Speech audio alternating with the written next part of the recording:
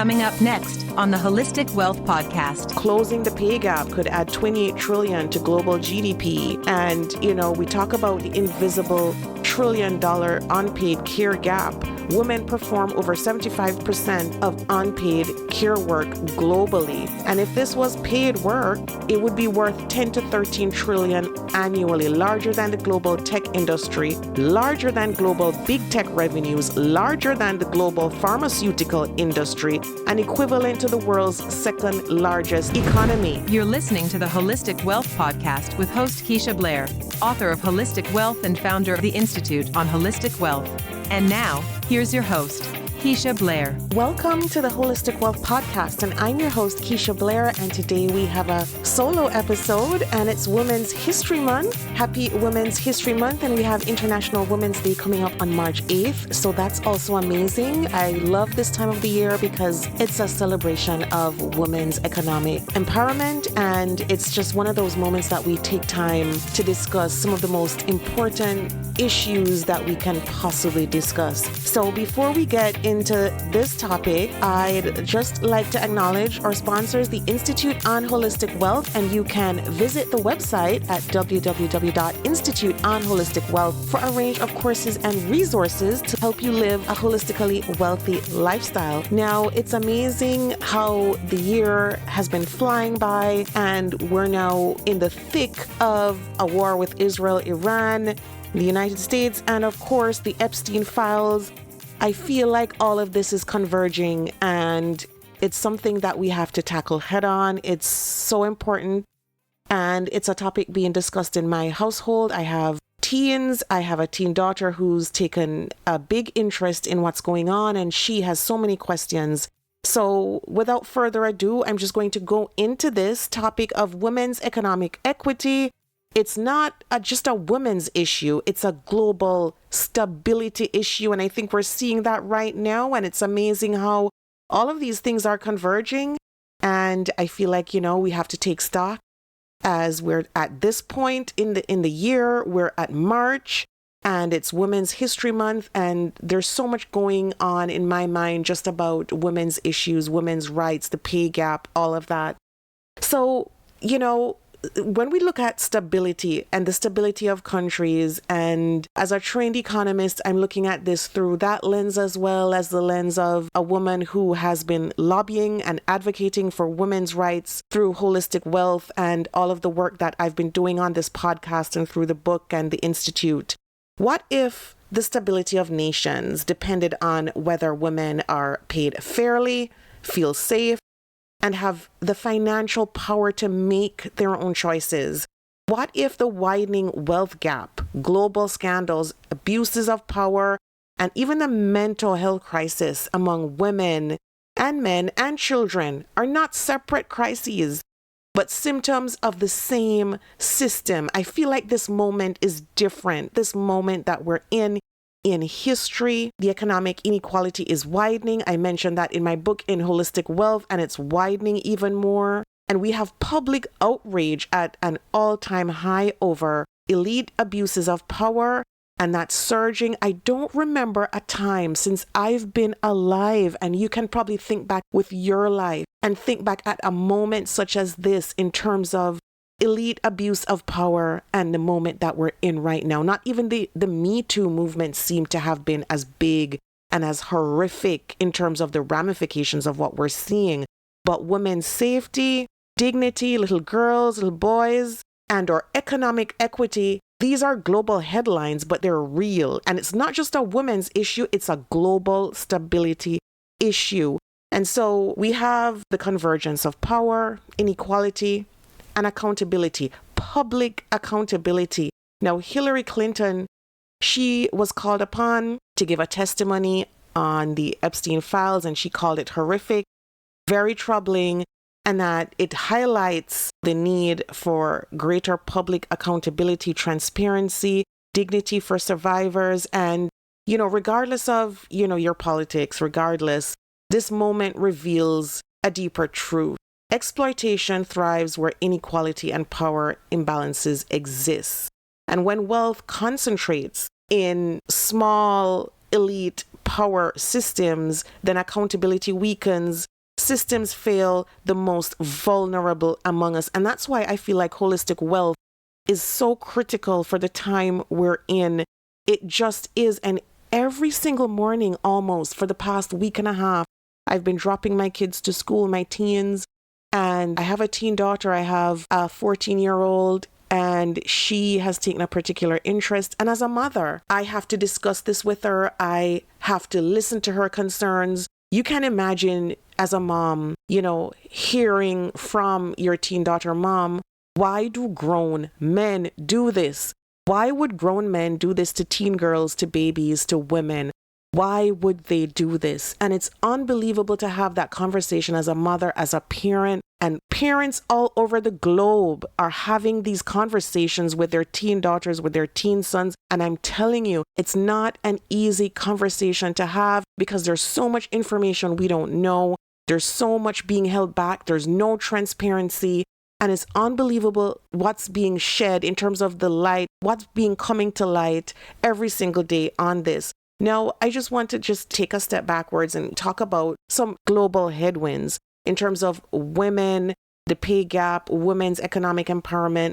So women globally earn about 20% less than men on average. And in many countries, women retire with 30 to 40% less pension income. A typical woman can lose hundreds, thousands to over $1 million in lifetime earnings due to the pay gap and caregiving penalties. This global gender pay gap costs the world economy trillions annually, more than the GDP of many nations. And meanwhile, we've all heard the stats. Every year, we seem to regurgitate the same stats that, closing the pay gap could add 28 trillion to global GDP. And, we talk about the invisible $1 trillion unpaid care gap. Women perform over 75% of unpaid care work globally. And if this was paid work, it would be worth 10 to 13 trillion annually, larger than the global tech industry, larger than global big tech revenues, larger than the global pharmaceutical industry, and equivalent to the world's second largest economy. The global economy runs on unpaid female labor. The global economy runs on economic exhaustion. We have global economies now that are run on exploitative systems. And I think everybody's waking up and realizing that this is horrific. And when you talk about the cost of exploitation and violence against women, if we were to narrow down on sex trafficking, the global sex trafficking industry generates an estimated 150 to 245 billion annually, and more than 1 million people are trafficked each year, mostly women and girls. And guess what? Get this, 99% of trafficking cases go unprosecuted. 99% of trafficking cases go unprosecuted. So exploitation isn't a fringe issue. It's a global economic system. It's a global economic system. Now, economic inequality is a safety issue. And it's so funny when we talk about economic empowerment, economic inequality, people always, just think about immediately what comes to mind is, the pay gap and people earning more or people earning less. But this is a safety issue. It's a basic safety issue because economic vulnerability increases exploitation risk. When women lack financial autonomy, then they experience unsafe environments and leaving them becomes impossible. Legal support becomes inaccessible. Silence becomes a survival strategy. And that's not what we want. We want a world where women can thrive and reach their full potential, and girls can see that happening and look on and feel safe in a world that values them. Because right now, a lot of teen girls are looking on, teen boys are looking on and realizing, I'm not safe. This is what's happening to other teen girls. This is what is happening in an elite structure, and we're not safe. So we have a trauma inequality loop, and there's a lot of re-traumatization going on, and trauma and economic inequality reinforce each other. It's so amazing when we talk about financial trauma, money trauma. I do teach that at the Institute, and it's unbelievable where the trauma stems from. And it's often tied to some of these issues, domestic violence issues, exploitation issues, abuse issues. on a micro scale, on a much, smaller scale, but it's happening every day in households across the world. And so we honestly need to take stock. We need to basically do our best in having communities, in having neighborhoods, and having schools where girls feel safe, and women's equality is seen as something necessary to stabilize societies. Because when women thrive, listen, poverty rates decline, children's health improves, violence decreases, and economies grow. So we need that in our world where it seems that everything is in crises. So it's unbelievable what holistic wealth brings, that viewpoint that it brings to where we talk about redefining wealth for global stability. Because as you know, holistic wealth isn't just financial security, it's emotional safety, it's freedom from exploitation, it's community and belonging. So wealth becomes safety, it becomes dignity, it becomes choice. Do I have a choice? Am I valued? Am I safe? And so that's what it includes. And I just want to basically put a call to action out there for every one of us listening into this Holistic Wealth podcast episode today to basically share this. And let's not stop the conversation, but let's keep the conversation going on in our households and making sure that we can help our kids. And one thing that I've been doing, or several things that I've been doing, is just putting holistic wealth into practice. If you feel like the news cycle is getting to you, if you feel like it's too much, then just take a break from the news, take a break from social media. And you can actually encourage your teens to do the same thing. Get outside, get into nature, do some meditation, prayer works, read a good book, read a novel, do some journaling.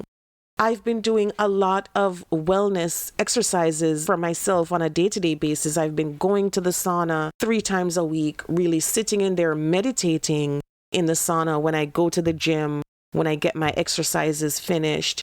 And it's been helping me in an unbelievable way. So there's ways that we can tune out all of the noise sometimes and really get back to trauma healing, making our nervous systems feel safe, and, really investing that time and the conversation in our own families to enrich our own relationships at home. And so I'm going to encourage you to do the same if you're feeling overwhelmed, because I feel like there's an overwhelm epidemic where we're all facing this. And it's the beginning of 2026 almost. We're still in the first quarter and there's a lot going on. If you have teens at home, if you have kids who've been asking you about what's been going on in the news, then just feel free to share and to encourage and to get them out into nature, doing the things that I mentioned, meditating, investing time into these conversations, into other conversations too. And in terms of mindfulness, prayer, all of those things do help. And so I want to also put it out there again that we're on a mission to reach 1 billion people with holistic wealth. And you can see now why this mission is not just a you or me thing. It's a us thing. It's urgent. The time is now for us to try to spread this message. Everyone needs this across the world.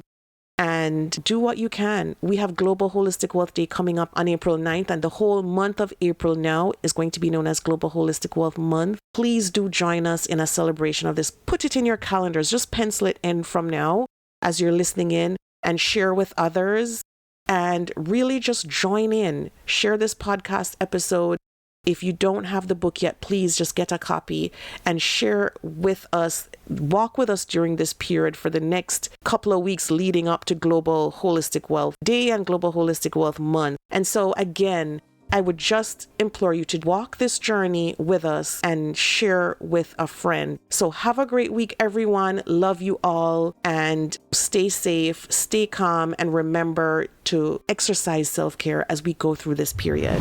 The Holistic Wealth Podcast with Keisha Blair is brought to you by... Have you joined the Institute on Holistic Wealth? If you haven't already, what are you waiting for? Choose your membership plan at the Institute on Holistic Wealth/memberships to join. As a member, you'll get access to free worksheets, advice, coaching, and an intentional design workshop. As you start to live a more holistically wealthy lifestyle, you'll want to stay for a very long time. So go to Institute on Holistic Wealth/memberships to join.